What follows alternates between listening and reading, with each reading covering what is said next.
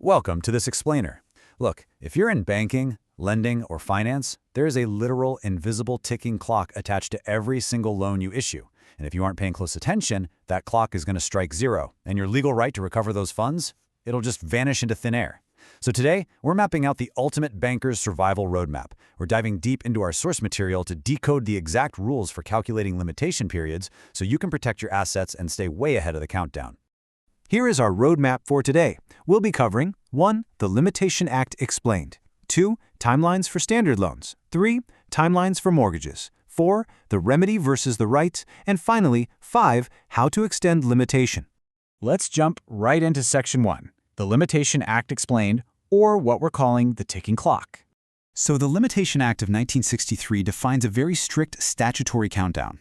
Simply put, it's the exact window of time the law allows you to actually enforce your legal rights through the court system. Once this period expires, the court's doors are locked to you forever. You can no longer file a lawsuit to recover your money. It's a fundamental principle of the system. The law rewards the vigilant, not those who sleep on their rights. And you know, the Act is incredibly unforgiving. Section 3 mandates that any suit instituted after the prescribed period must be dismissed, even if limitation isn't set up as a defense. Let that sink in for a second. Even if a defaulting borrower completely forgets to tell the judge, hey, the bank is too late, the court is still legally obligated to automatically dismiss your case. You absolutely cannot rely on the borrower's ignorance here. The burden of watching that clock is entirely on you. Moving right along to Section 2, Timelines for Standard Loans, specifically the 3-year rules. When we're categorizing your loan portfolios, notice that standard loans are universally governed by a 3-year rule. But the real trap for bankers is in the starting point. For instance, a term loan gives you 3 years from the date of default. But look at a promissory note on demand. That 3-year clock starts ticking the very moment of execution. If you mistakenly wait for a default on a demand note to start counting your 3 years, well, you might find yourself time-barred before you've even drafted the legal notice.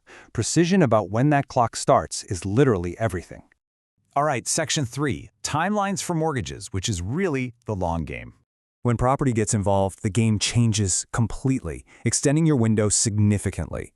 According to the source notes, a standard mortgage gives you 12 years from the date of the mortgage or the default. And if you're dealing with foreclosure actions, or if the mortgagor is looking at their right to redemption, those timelines stretch out to a massive 30 years.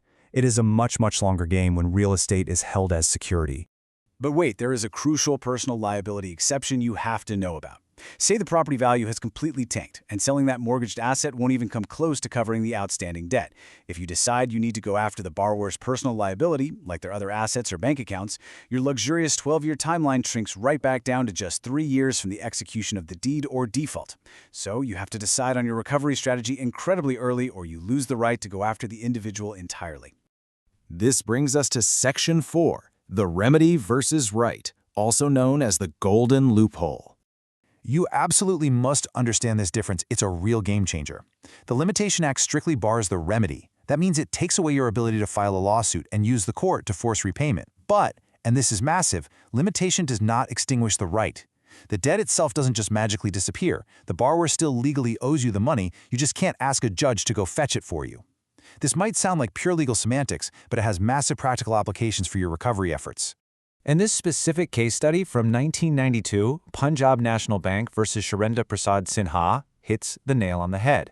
In this scenario, the bank's limitation period had completely expired. They couldn't sue the principal debtor. However, a guarantor had deposited a fixed deposit with the bank as security. So when that FD matured, the bank just adjusted those matured funds to clear the time-barred defaulted loan. And the courts upheld this. Because the right to the money was never extinguished, the bank, as a creditor, was perfectly entitled to use the funds already in their possession to settle the debt. It's just a brilliant example of understanding the limits and the remaining powers of the law. Finally, we've reached Section 5, how to extend limitation, or resetting the clock. So under Section 18 of the Act, you can actually get a fresh limitation period through an acknowledgement of debt. But you have to strictly follow the 3 steps outlined here. First, it has to be in writing. Second, it must be signed by the borrower or their authorized agent, ideally across a revenue stamp. But the third step? That is absolutely crucial. It must be signed before the prescribed limitation period expires. You cannot resurrect a dead time limit. This strict legal requirement is exactly why banks mandate those half-yearly or yearly confirmation letters from borrowers. It's not just annoying paperwork. It is a strategic reset of your legal clock. Now, What if you can't get that formal acknowledgement letter? Well, you can also reset the clock through Section 19, which covers part payments. Basically, if the borrower pays any interest on the debt before the expiry period, boom, a fresh clock starts. A highly practical example of this is when a borrower deposits money into their loan account using a signed pay-in slip. That signed slip acts as a literal reset button. Also, don't forget the geographical rule under Section 15.5. When you're calculating your timeline, you can legally exclude any period of time the defendant resides outside of India. Let's wrap up this explainer with a really fascinating scenario. Imagine a borrower gives you a check for part payment just days before your 3-year deadline hits. You breathe a huge sigh of relief. But then, the check bounces. Is your limitation period dead? Well, according to the surprising 1998 case of Rajesh Kumar vs. Premchand Jain, no. The court held that the mere act of giving the check for part payment before the time bar serves as a written acknowledgement of the debt, meaning even a dishonored check guarantees you a fresh 3-year extension. No way, right? It's a brilliant tactical advantage for any diligent banker. So, armed with this roadmap, I leave you with this final question to chew on for your own portfolios. Are you actively managing your timelines, or are you quietly letting the clock run out on your legal rights without even realizing it?